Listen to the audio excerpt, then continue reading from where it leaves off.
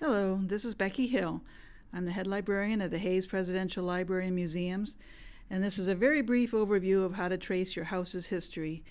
Normally, we would do this in a 2-hour class here at the Hayes Library, and there will be a class on this in the year coming up. We haven't got it scheduled yet, but this is a little brief overview of how to get started. There's lots of different places we will help you out with when you come up. We can look at city directories and deeds and geographic abstracts and appraisals and Sanborn maps. We'll go through a few of those today and just jump right in. As a member, you would also have access to these genealogy class handouts, which are members only, and you can get on the website and there'll be probably a 4-page handout there of all the details that I give in the class, and you could look at that, tracing your house's history. First thing we do with people who walk through the door is say, let's try the city directories, if their house was in Fremont or in a town that we have some city directories for. This is a slide of a city directory alphabetically arranged, so you would have to know who owned the land at that time. So if you were looking for your grandmother's house or her property, you could trace her name back until you get to where she's living at that right house. Starting in around 1910 for most towns, you get also 1910 to the present, you get a geographic listing. This is an alphabetical listing by the person, but they also have it geographically listed by the street name. So Maple Street or Oak Street, and then by address. So you could trace that address back from what it is currently back to who was living in it throughout the years. And that's a very useful way to start. But that only goes back to about 1910-ish. Another thing you'll have to do is get the legal description of the land to look at the county records.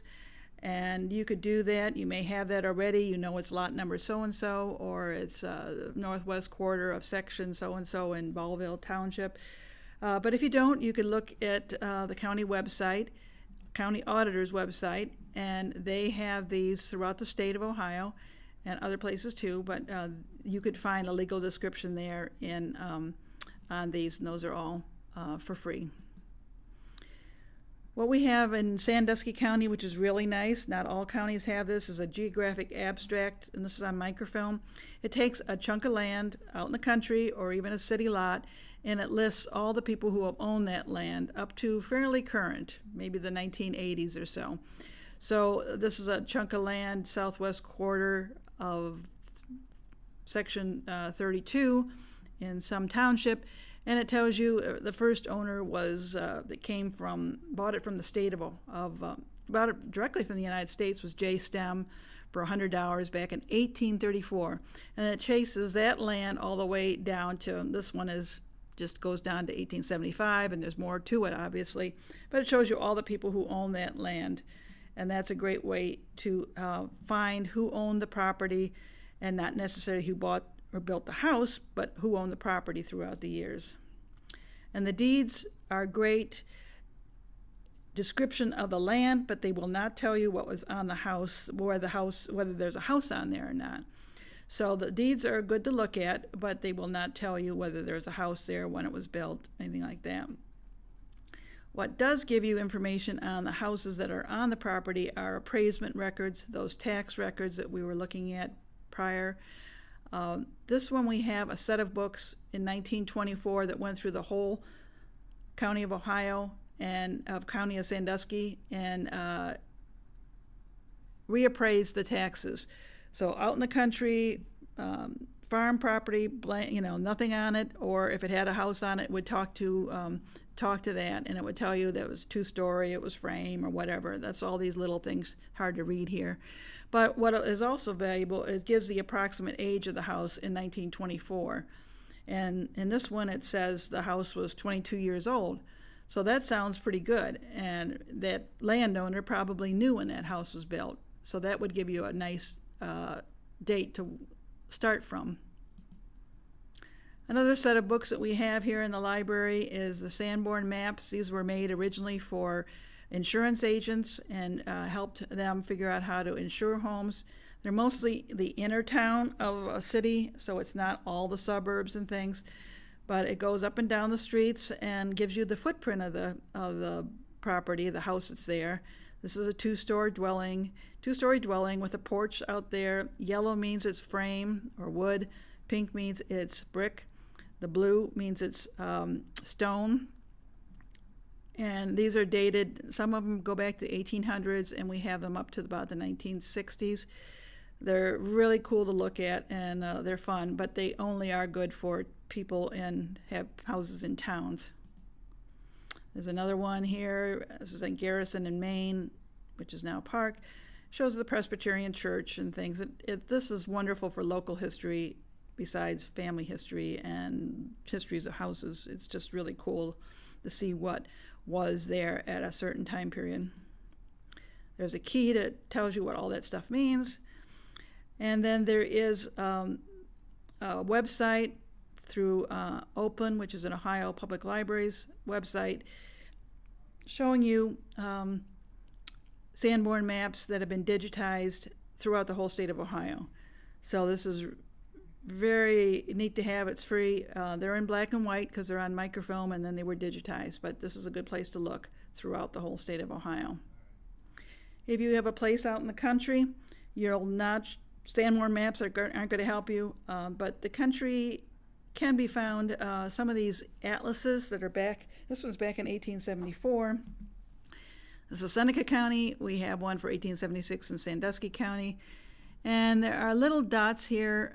There's one there, there's one there. And that's showing that there is a residence there at that time.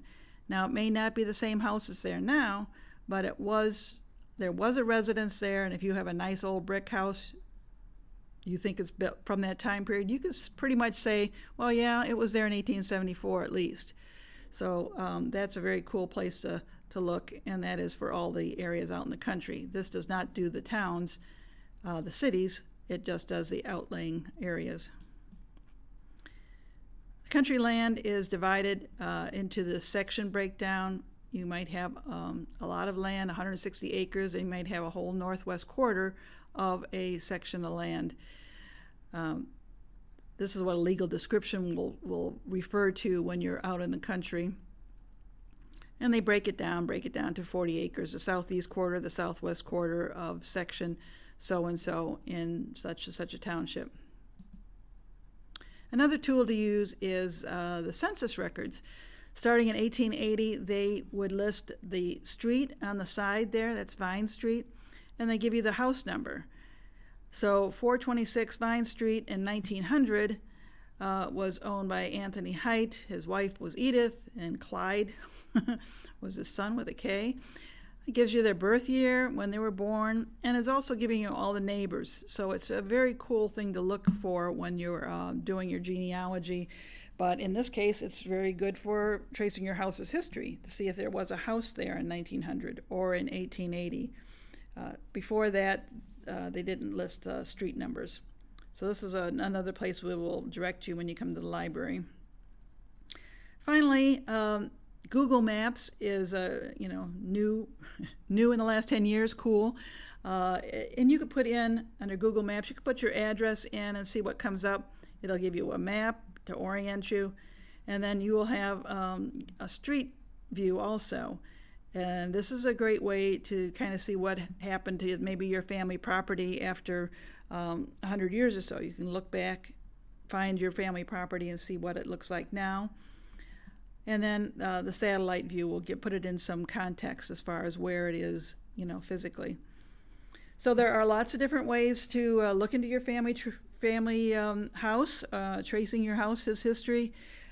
I would recommend you come to the library. We can help you out there. And we will have a class in the future, and please sign up for that. So thanks for listening, and thanks for being a member.